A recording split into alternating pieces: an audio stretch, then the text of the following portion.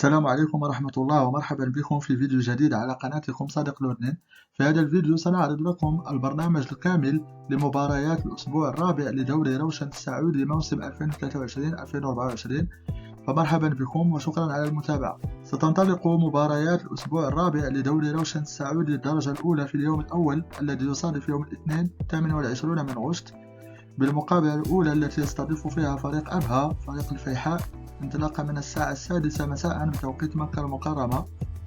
المقابلة الثانية سيحل فيها فريق الرياض ضيفا على فريق الرائد على أرضية استاد مدينة الملك عبد الله الرياضية ببوريدة انطلاقا من الساعة 9 مساء من نفس اليوم الاثنين.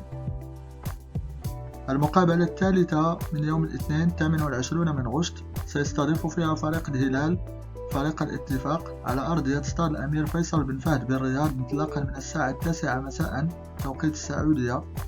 المقابلة الرابعة والأخيرة من اليوم الأول ستنطلق في نفس التوقيت أي الساعة 9 مساء، ويحل فيها فريق الاتحاد ضيفا على فريق الوحدة على أرضية استاد مدينة الملك عبد العزيز الرياضية بمكة المكرمة.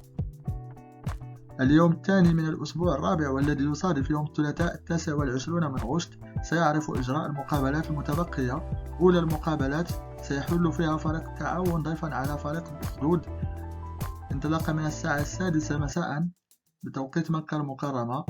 المقابلة الثانية والتي ستنطلق في نفس التوقيت سيستضيف فيها فريق دمك فريق الفتح على أرضية ملعب نادي دمك.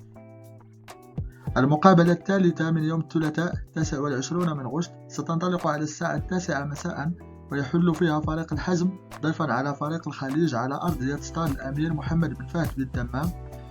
المقابلة الرابعة والتي ستنطلق على الساعة 9 أيضا سيستضيف فيها فريق الأهلي فريق الطائي على أرضية استاد الأمير عبد الله الفيصل بجدة.